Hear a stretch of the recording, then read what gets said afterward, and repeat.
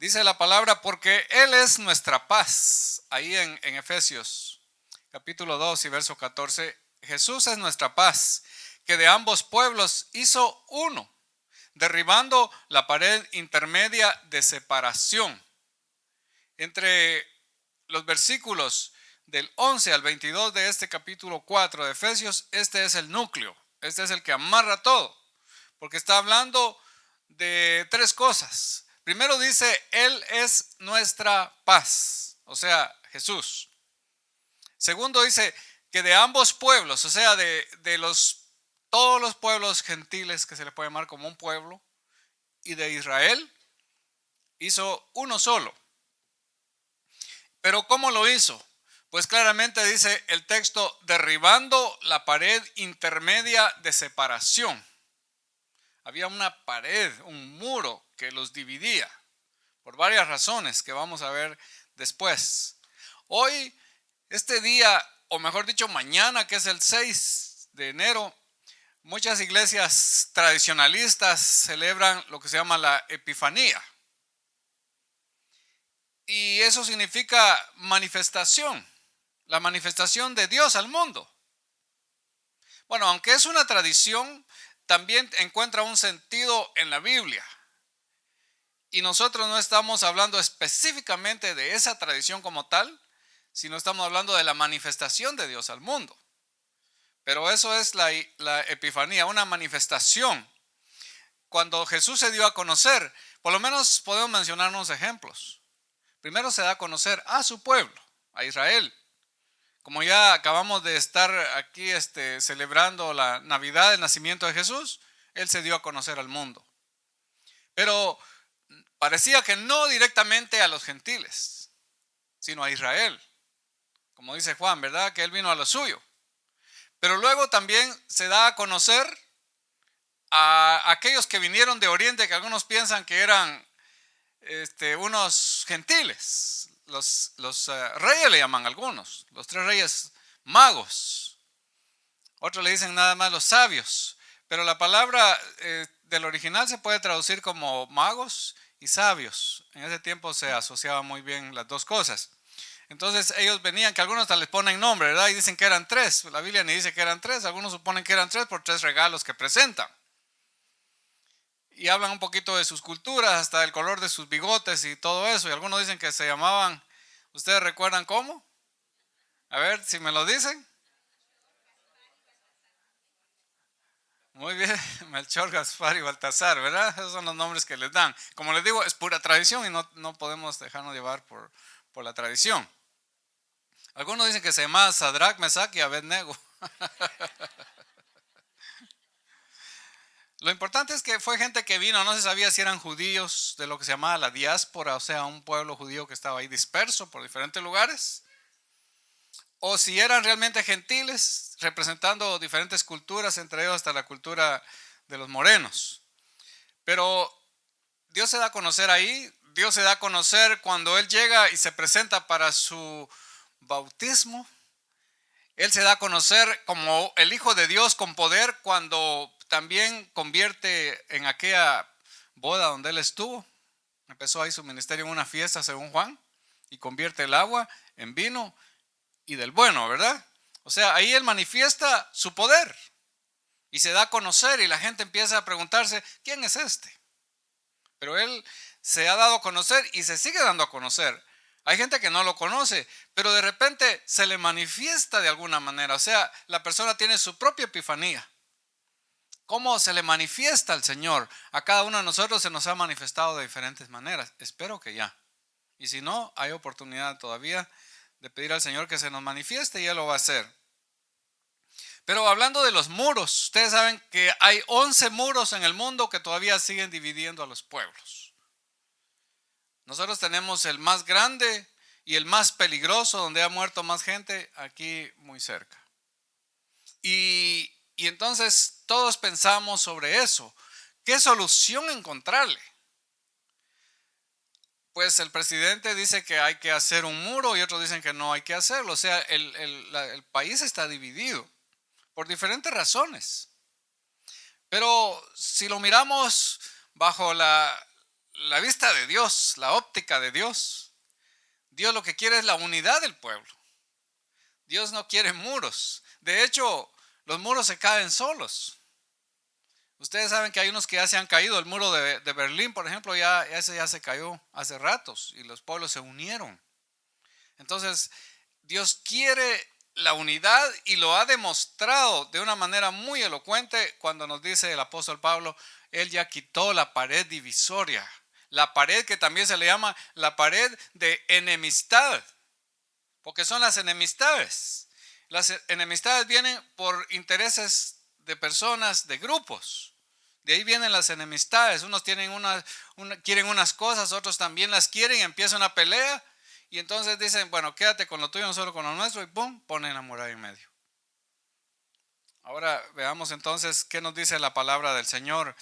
Yendo un poco más ahí, si usted tiene su Biblia, por favor, en el capítulo 2, del verso 11 en adelante, de Efesios, por supuesto. Dice, por tanto, acordaos de que en otro tiempo vosotros los gentiles, en cuanto a la carne, dice, eras llamados incircuncisión por la llamada circuncisión hecha con mano en la carne. Bueno, entendiendo esto, dice primero, en otro tiempo, y habla de los gentiles, son los que no son judíos. Es decir, no son de sangre judía o no son prosélitos o no están convertidos al judaísmo. El judaísmo era aquella religión que practicaba un pueblo que Dios llamó para que fuera su pueblo especial. Y usted sin duda ha leído mucha historia en la Biblia sobre el pueblo de Israel. ¿Cómo Dios los llama a través de quién? Principalmente de Abraham, que es el primer personaje que aparece ahí identificando a las raíces de ese pueblo. Dios llama a Abraham y le dice, te bendeciré a ti. Y también voy a bendecir a los que te bendigan, a ti, a los que te hagan bien. Y voy a maldecir a los que te hagan mal. Entonces ellos empiezan a sentirse como un pueblo especial querido por Dios.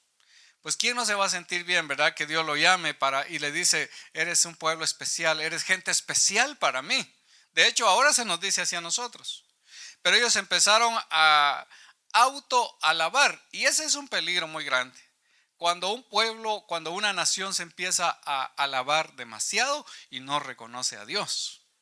Ese es un peligro que ha originado muchas cosas malas en el mundo. En otro tiempo dice, vosotros los gentiles, en cuanto a la carne, es decir, que por sangre ustedes eran llamados incircuncisión. Los incircuncisos eran vistos como personas sucias, pecadoras, inmundas, impuras. Esos eran los incircuncisos. Por eso cuando dicen este incircunciso, están diciéndole una ofensa muy grande. No sería el mismo significado para nosotros. Pero si nos dijeran este inmundo, ahí sí nos enojamos, ¿verdad? Entonces ellos eran llamados incircuncisión por la llamada circuncisión, o sea, por el otro pueblo que sí era el pueblo judío, el pueblo de Dios. Dice, en aquel tiempo, otra vez pasado, oiga bien, en aquel tiempo estabais sin Cristo. No tenían al Señor, estaban alejados de la ciudadanía de Israel. Y subraya la palabra ciudadanía, porque es una palabra que a nosotros nos interesa muchísimo, ¿verdad? ¿Qué pasa cuando una persona se hace ciudadana en este país? Bueno, muchos hacen una fiesta porque dice, se hizo ciudadano. Algunos dicen, a mí me costó la ciudadanía, pero ahora soy un ciudadano. Y entonces ya tiene que hacer su juramento ahí a la bandera y hace tantas cosas porque ya es un ciudadano norteamericano. Y consciente o inconscientemente se siente grande, ¿verdad? Porque se está haciendo ciudadano de la primera potencia del mundo. Qué bueno por los que lo logran. Y qué triste por los que todavía no somos ciudadanos de este país.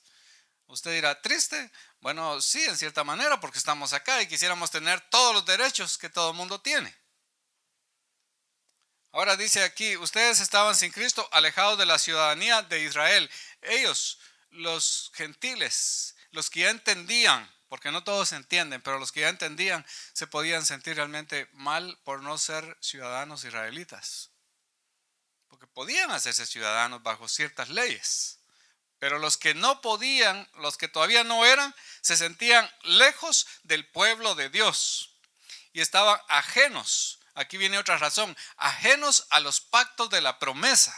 Es decir, todas esas bendiciones, todas esas leyes que les daban a ellos una identidad como pueblo, que los hacían verse distinguidos ante los demás. Y estaban sin esperanza. Vea lo que significaba no ser de la ciudadanía de Israel. Sin esperanza, y también dice, y sin Dios en el mundo. Wow, ¿qué significado era el no pertenecer a Israel? Imagínense, sin esperanza, sin Dios, ajenos, como extraños. Y eso lo va a decir más adelante. Dice, pero, y aquí hay un cambio muy importante, pero ahora en Cristo Jesús, oiga bien, en Cristo, en el Señor. Ahora dice, vosotros que en otro tiempo estabais lejos, ahora dice, habéis sido hechos cercanos, y otra vez, por la sangre de Cristo. No se puede por otro medio, sino por la sangre de Cristo se pasa a ser parte de este pueblo. Amén.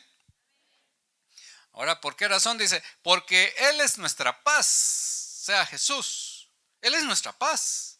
Fíjense bien que cuando se habla de paz, ya lo hemos dicho en otras ocasiones, algunos tratan de filosofar o pensar sobre la paz. Bueno, ¿qué es la paz? Y le dan diferentes matices, a ver qué es la paz, cómo se tiene la paz y tantas cosas pensando ahí sobre la paz. Pero aquí no es un pensamiento filosófico. Aquí es una persona y la persona es Jesús. Dice, Él es nuestra paz. Entonces no se trata de que uno de repente se meta un concepto de paz a la cabeza, sino se trata de que uno le abra su corazón al Señor para que le dé la paz. Él es el príncipe de paz, como dice en otra parte. Dice que de ambos pueblos, o sea, de gentiles y judíos, hizo uno, un solo pueblo. En el mundo, en todo el universo que uno conoce, probablemente el mundo sabe de todas las culturas, pueblos, etnias, lenguas del mundo, probablemente sabe. Pero Él hizo un solo pueblo de todos, es decir, no hay excepción alguna, porque Él derribó la pared intermedia de separación.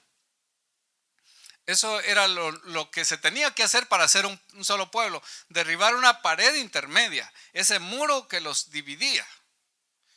Había que quitarla y había una sola solución y era que el Señor lo hiciera, nuestro Señor Jesucristo.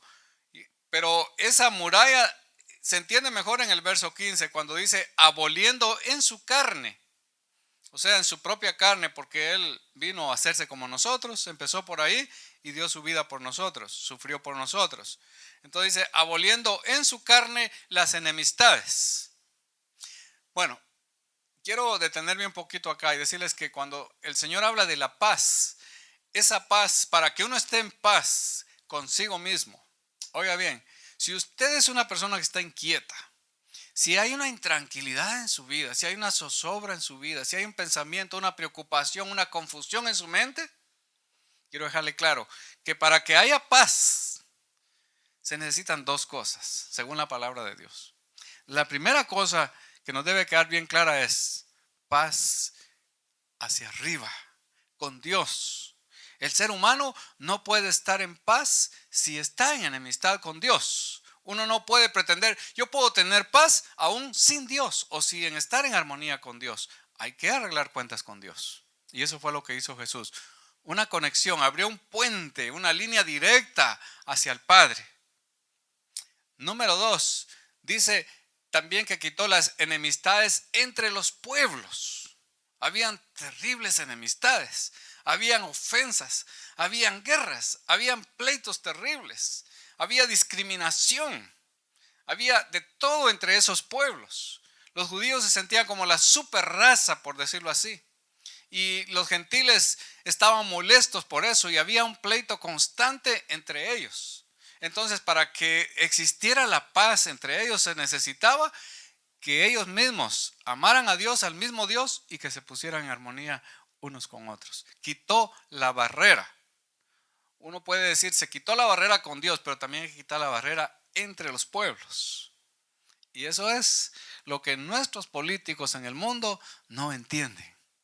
Y ojalá nos dieran a nosotros la participación para que les explicáramos que eso es necesario.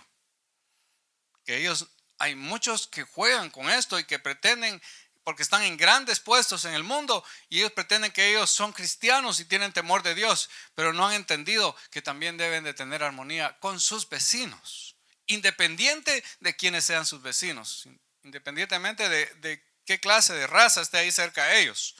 Por eso dice ahí que Él hizo esa paz, quitó las enemistades y dice: por esa ley de los mandamientos expresados en ordenanzas, para crear en sí mismo de los dos un solo y nuevo hombre, haciendo la paz.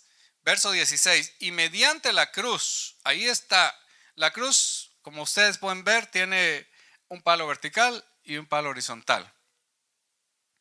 El vertical significa comunión con Dios y el horizontal también significa comunión con los demás.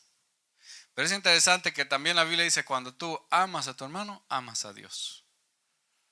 Y así funciona esto. Entonces, mediante la cruz, reconciliar con Dios a ambos en un solo cuerpo. Fíjense bien que lo lleva hasta un asunto de un organismo vivo. Un solo cuerpo. Ni siquiera dice: ustedes individualmente van a ponerse aquí y van a estar juntos, pero van a estar todavía actuando individualmente. Pero ahora dice: ustedes pasan a formar parte de un solo cuerpo. Y esa es una figura, una metáfora que le gusta usar mucho al apóstol Pablo, porque ya en Corintios también dice: ustedes son miembros del cuerpo de Cristo. ¿Quiénes son los miembros? Los de Éfeso. Los de Éfeso eran gentiles, pero también los judíos que habían creído en el Señor. Todos juntos en el mismo cuerpo, funcionando en el mismo cuerpo. Miren, esa es una cosa misteriosa, pero es posible por la voluntad de Dios.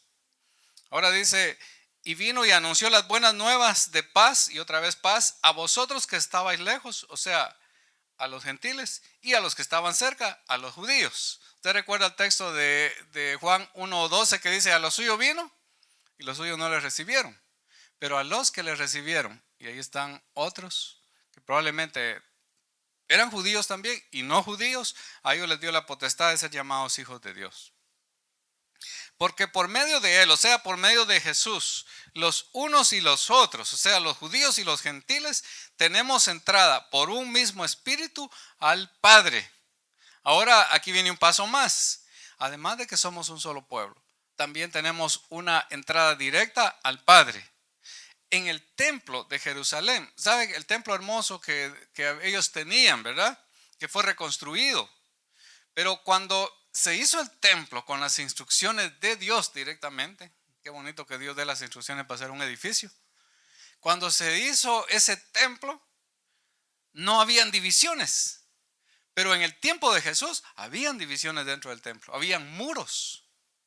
Ahora, esos muros los hizo Herodes. Principalmente cuando dividía a judíos de gentiles, porque estaba el atrio de los gentiles, estaba el atrio de las mujeres, estaba ahí las gradas o las escaleras donde solamente podían llegar otros, por ejemplo, las personas lisiadas. O sea, habían divisiones. Y qué triste que un templo divida. ¿Usted no se ha puesto a pensar que es muy triste que un templo divida? Cuando el templo lo que tiene que hacer es unir. Y que más adelante vamos a ver ya un poco más a fondo la profundidad de ese templo o ese edificio. Pero ahora todos tienen entrada por el Espíritu al Padre. Así que ya no sois extranjeros. Miren la noticia. Ahora ya no sois extranjeros. Antes eras eso, extranjeros, advenedizos. Eran nómadas. Ustedes no pertenecían a este pueblo. Aunque querían, ustedes no pertenecían a ese pueblo. Pero ahora ya no lo son, ahora pertenecen. A nosotros la noticia nos suena como, está bien. Pero no así a ellos. Para ellos era una tremenda alegría saber que ahora pertenecían al pueblo de Dios. Pero yo quiero decirles algo. Ustedes también ahora pertenecen al pueblo de Dios, a la familia de Dios. Y eso es un privilegio muy grande, porque ahora ya no somos paganos, es decir, ya no somos rebeldes ni incrédulos, sino creyentes en Dios. Y como creyentes Somos receptores de todas las bendiciones de Dios, empezando con la salvación que no merecemos. Ahora, entonces, ya no somos extranjeros ni advenedizos, sino conciudadanos de los santos. Ahora nos codeamos con nosotros, ¿verdad? Somos iguales. Antes me veías hacia abajo y me llamabas impuro, inmundo, incircunciso. Pero ¿sabes qué? Querido hermano judío, ahora somos iguales. Pertenecemos al mismo pueblo. Somos miembros de la familia de Dios. Edificados todos sobre un fundamento, que ese fundamento se llama el fundamento de los apóstoles y profetas, que es el que todos deben de aspirar. No se puede, como pueblo de Dios, como iglesia, no se puede fundamentar ese edificio espiritual sobre otro fundamento, sino sobre el de esos profetas y apóstoles. Ahora la pregunta es, ¿y qué significa eso? ¿Qué significa? Significa que uno está creyendo, que está teniendo como base de su fe, ni más ni menos que la palabra dicha por los profetas de la Biblia y por los apóstoles del Señor de aquel tiempo. Y eso sí se lo dejo muy clarito. No, y lo digo con amor a mis hermanos, pero no de los que hoy han aparecido autodenominándose apóstoles y profetas. Porque ellos no son de la categoría de los autores de la palabra de Dios.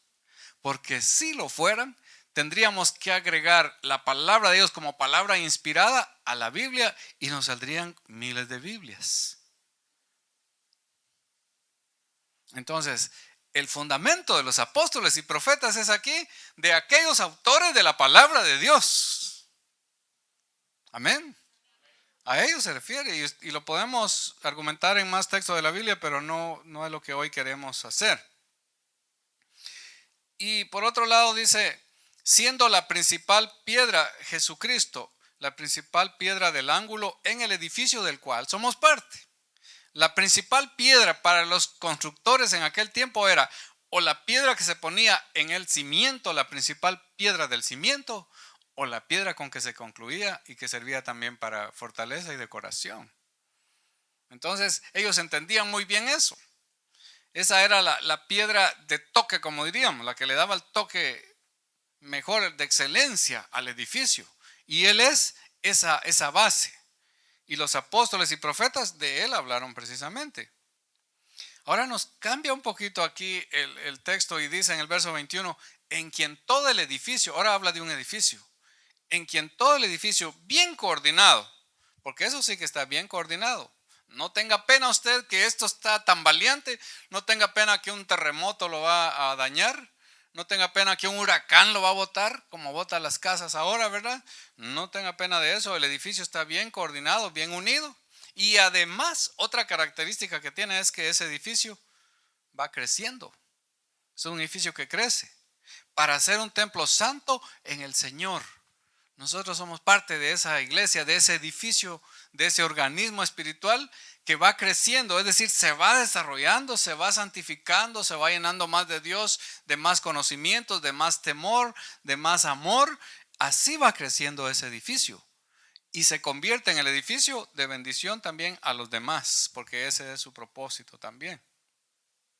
Ahora dice, en quien vosotros también sois juntamente edificados. Ahora nosotros también, edificados para morada de Dios en el Espíritu. Cada uno de nosotros ahora es un templo de Dios, donde vive el Espíritu de Dios, donde el Espíritu de Dios confirma en su mente, en su corazón, que usted es parte de ese edificio. Usted no crea que usted va a aprender eso solamente porque le van a dar una clase de escuela bíblica. No, usted lo va a aprender también porque lo siente en su corazón, porque el Espíritu de Dios trabaja en su corazón. Y esto es lo que yo le pido y lo que le invito a que usted le pida a Dios: Señor, ayúdame a saber que realmente soy parte de ese edificio, que yo estoy creciendo juntamente con ese edificio donde todas las partes se ayudan mutuamente. Hermanos y hermanas, los muros siguen siendo derribados, los muros están cayendo. Así que no se preocupe, los muros están cayendo. Y le hablo en sentido literal y figurado. Los muros están cayendo. Los muros no van a permanecer así para dividir más a la humanidad. Y yo espero que Israel y los gentiles se sigan uniendo más, porque esto es lo que Dios ha dicho en su palabra, no lo que políticamente se dice por ahí, sino lo que Dios dice en su palabra. Por si usted oye de guerras por allá en el Medio Oriente y todo lo que está pasando, usted recuérdese de esta palabra. Dios hizo de todos un solo pueblo. Y nuestro mensaje para ellos y para el mundo es ese. Y es un mensaje serio porque viene de la Biblia. No hay que seguir con las enemistades. Pero allá hay muros que están dividiendo. Hay muros donde se están apuntando el uno al otro. Ahí mismo en el muro se están tirando misiles y tantas cosas. Y están muriendo personas inocentes. Aquí hay un muro también. Pero esos muros se están cayendo.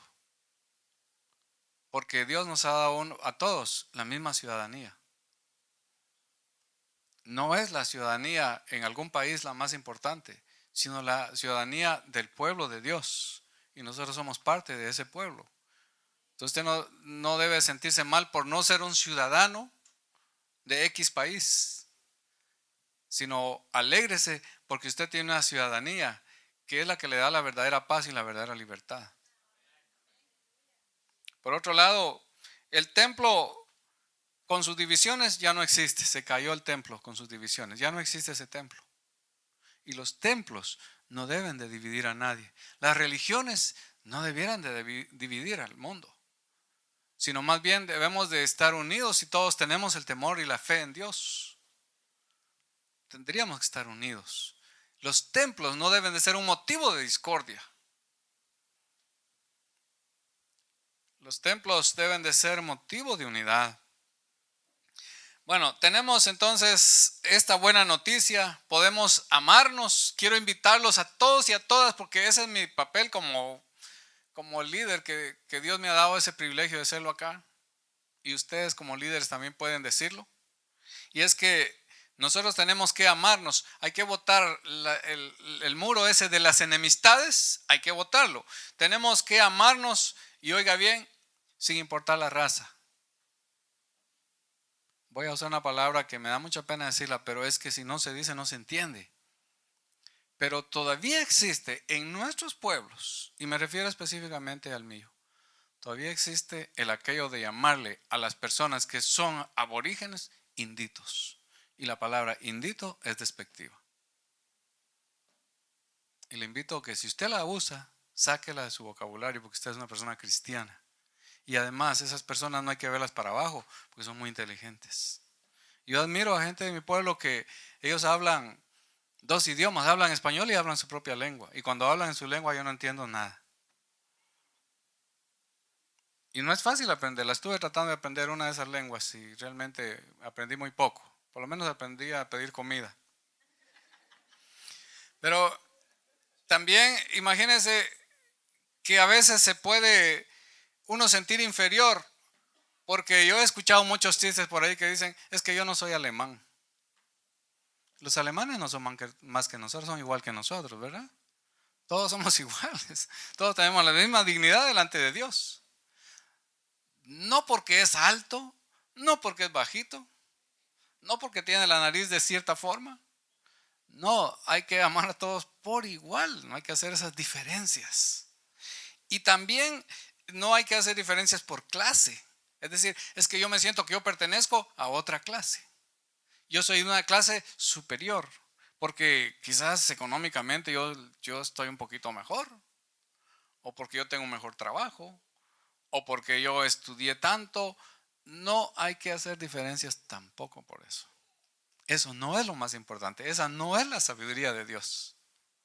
Hay que vernos iguales. Por favor, cuidémonos del clasismo, del racismo. Cuidémonos también por el asunto de género. Sabe que las mujeres en varios países han sido discriminadas por ser mujeres. Han sido discriminadas por ser pobres. Y han sido discriminadas por ser indígenas o por ser morenas. O sea, triple marginación para las mujeres. Y eso lo ha hecho incluso personas que se llaman cristianas. Cuidémonos de esas cosas, por favor. Esta iglesia no debe en ningún momento alimentar algún pensamiento como esos. O acomplejarse uno por el tipo de carro que maneja, porque la ropa de marca que se pone. Ninguna de esas cosas nos hacen más que los demás. Hay que botar esas murallas, hay que botar esas divisiones que nos pueden destruir y causar tantos problemas. Ahora, terminamos diciendo que todos podemos ir directamente al Padre porque el muro ha sido botado y vamos a ir directamente al Padre. Vamos a hablar directamente con Dios.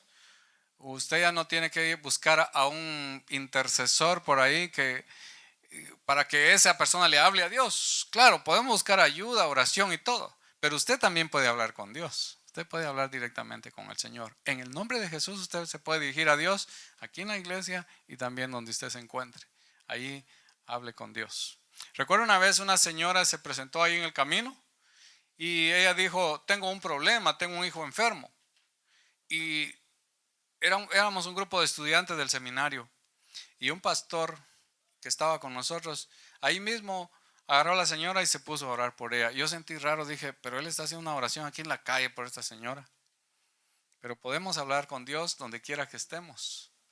Podemos llegar a la presencia ni más ni menos que del Padre Celestial, del Creador de todo, el Dios que es tan grande, tan exaltado, tan poderoso.